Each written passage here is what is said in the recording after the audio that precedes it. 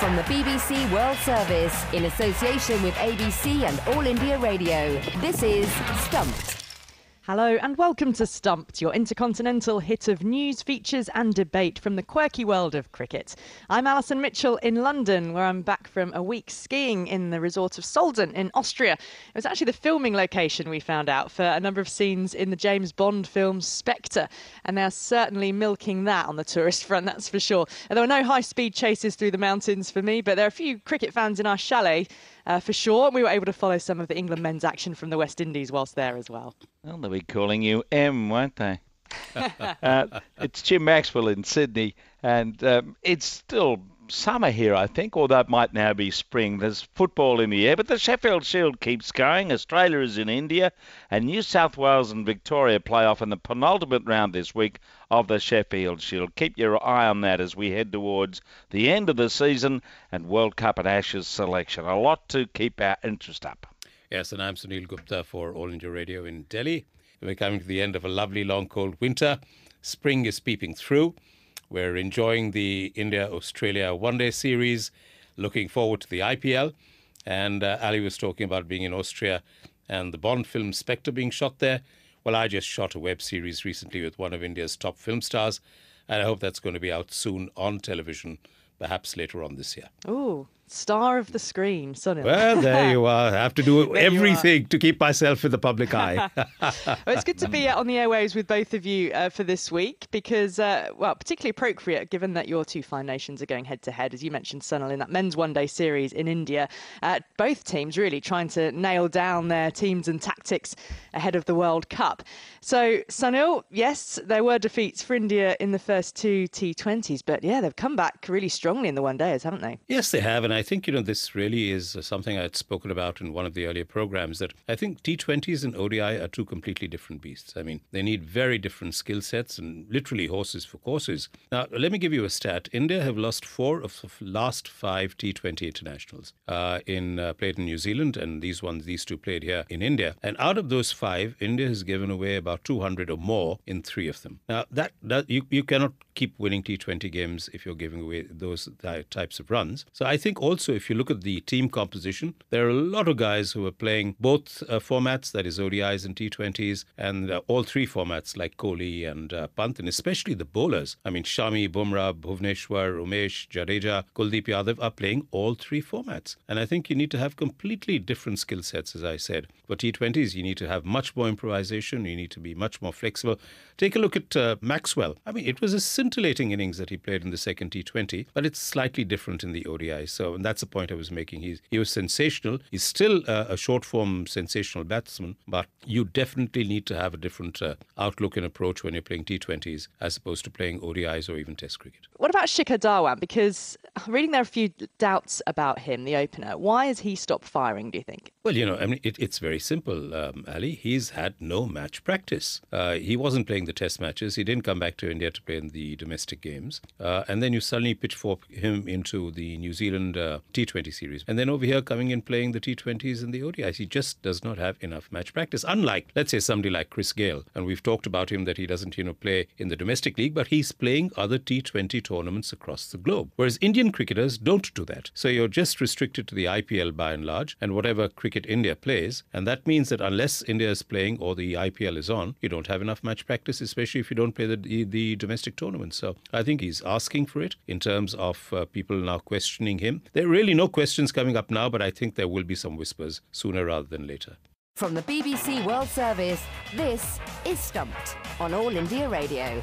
Now, match fixing remains one of the biggest blights on cricket. But did you know that in several of the sport's major playing nations, it's not even a criminal offence?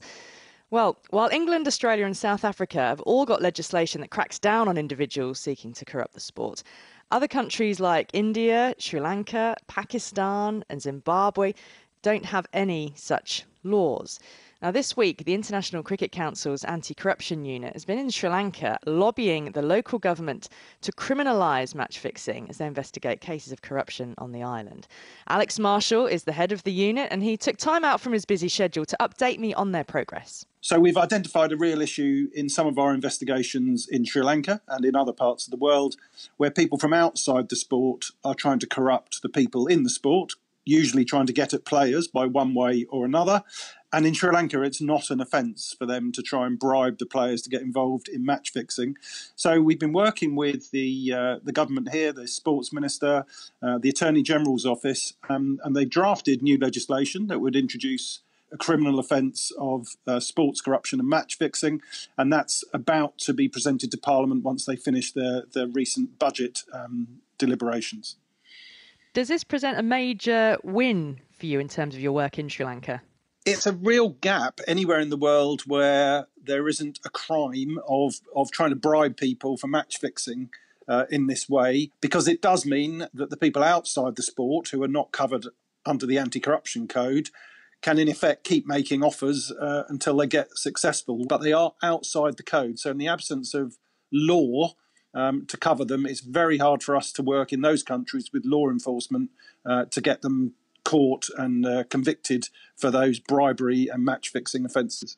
So you've got to this point. Is there any reason why that legislation might not make it over the line? I have to say, in Sri Lanka over the last few months with the sports minister and, in fact, his predecessor, I was invited to meet the Prime Minister and the President of Sri Lanka, and they all expressed their support for this concept of introducing this legislation. And there's a newly elected cricket board in Sri Lanka, and I've met with the chairman of the cricket board yesterday, and he's very supportive of the legislation. So I'm hoping it will have all-party support when it reaches Parliament, perhaps in a month or so's time, and then I hope it gets a fair wind and sees its way through. And interestingly, a couple of other countries who don't have this legislation are watching with interest what's happening in Sri Lanka, because they know that it would be really useful for them to adopt a similar approach. Yes, crucially, there's no legislation like this in India, being the huge cricket powerhouse that they are. Are you making specific moves to approach the Indian government to bring in such legislation?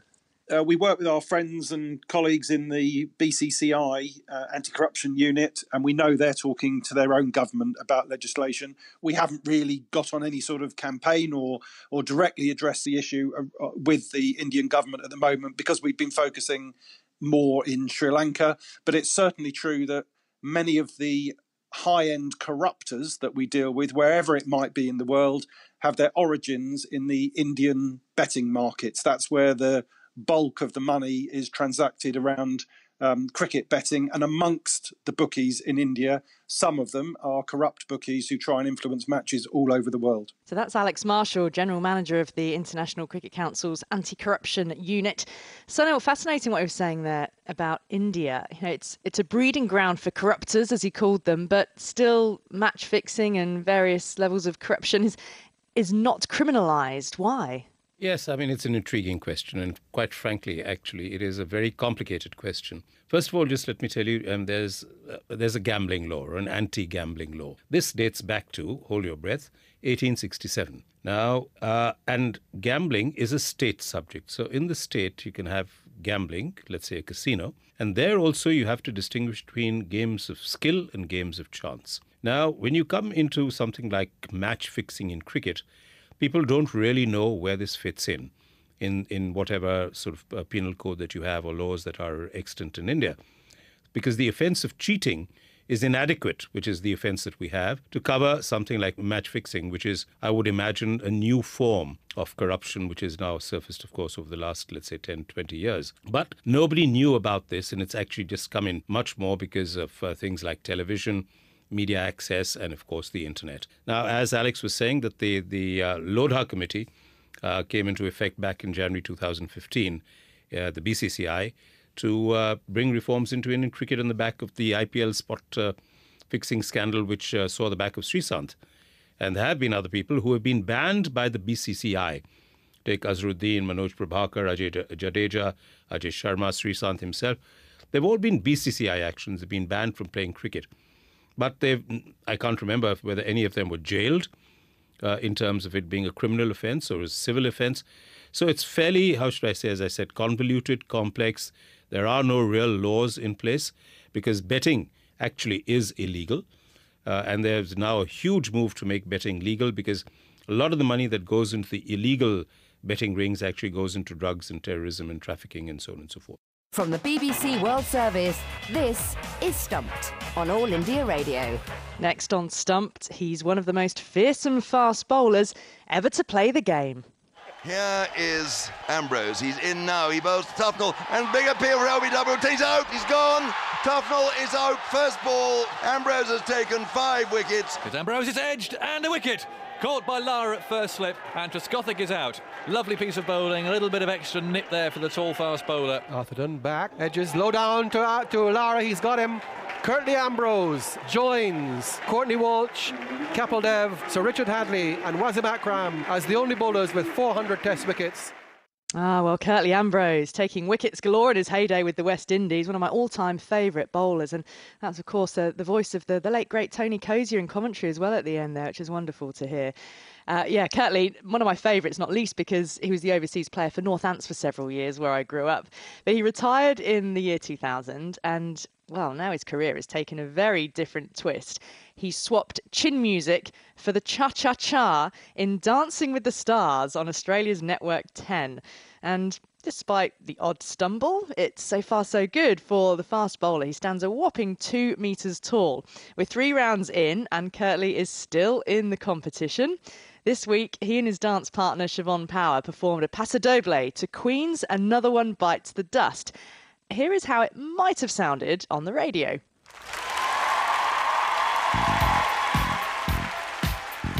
So here comes Ambrose, resplendent in a very smart matching combination of waistcoat and trousers, and he extends those enormous arms of his, encouraging the crowd rather like a gigantic maroon albatross. And here's his dance partner Siobhan Power, no relation of Romesh, I've been assured, a lady of rather diminutive build in comparison with the Titanic Curtly, whom, I'm sorry to say, is rather displaying the manoeuvrability and elegance of that doomed vessel.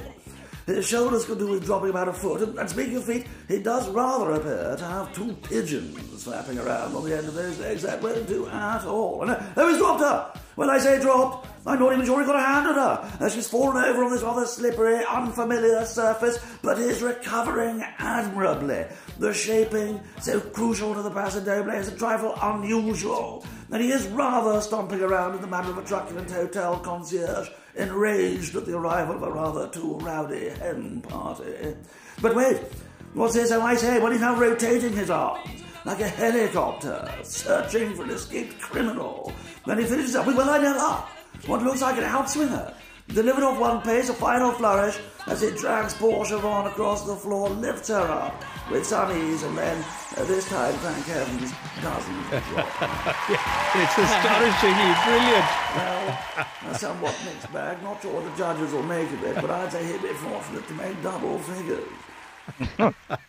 Oh, Very that good. was, yeah, very good, wasn't it? Unbelievable. Who's this guy? He was superb. That was the BBC's Dan Norcross. He's a Dan massive Norcross. Dancing with the Stars fan. Or Strictly Come Dancing indeed in England. Yeah, so commentating on the paso doble in the style, as you picked it, Jim, of broadcasting legend Henry Blofeld. I mean, I love watching the UK version as well, and Graham Swan was actually the latest cricketer to do rather well on it. Do you have Dancing with the Stars on in the Maxwell household, Jim? Are you a bit of a fan? I've seen the replay. Okay. It's like that other show that's all the rage here is Married at First Sight. Everyone was watching it. I'm not watching it, but maybe Jen's watching it when I'm not watching. But I thought My Kitchen Rules was the big rival to, to no. Dancing with the We've Stars. got this other thing, Married at First Sight. You know, this vicarious pleasure that people get out of other people insulting each other and whatever else. It's what television's become, I'm afraid. You get everything on Stumped: cricket, dancing programs, and dating programs. Yeah, that's it. Yeah, That's why it's called Stumped. So I've seen the replay, and Dan did a marvellous job there on describing Curtly. For a 2-metre pole, he did brilliantly, I think. He only dropped 1 catch. And he probably dropped a few more than that when he was playing, but he looked pretty good in his delivery stride anyway. Oh, yeah, because he did put in a bowl, as Dan described. He put in a bowl in the middle of his dance. Sunil, would you say you're a ballroom or more of a Latin man? Freestyle. Anything that works with the partner, I'm fine with.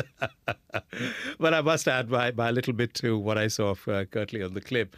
I must say, I mean, it was riveting to watch. And he reminded me of a very genial giraffe, dressed in red. That it was brilliant. Well, let's get on to some of the other talking points from the world of cricket this week. Cricket is returning to the Asian Games at Hangzhou in 2022.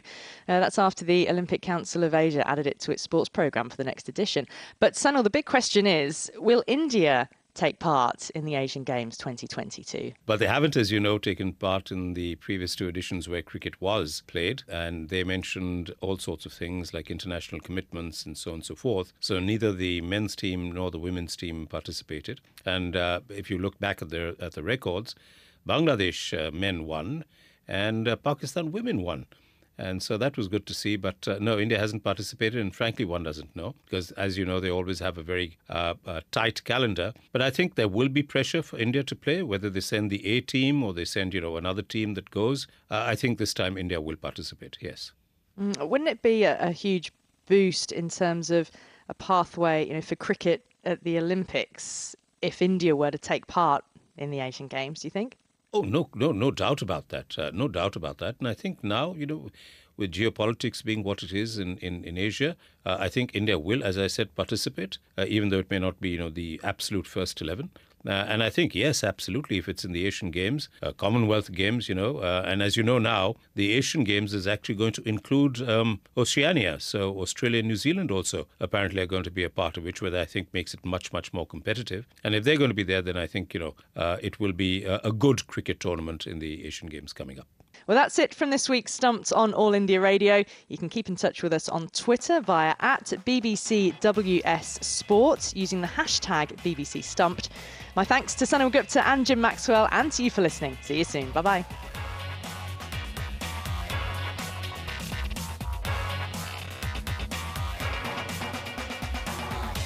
Stumped is a BBC sport production for the BBC World Service in association with the Australian Broadcasting Corporation and All India Radio.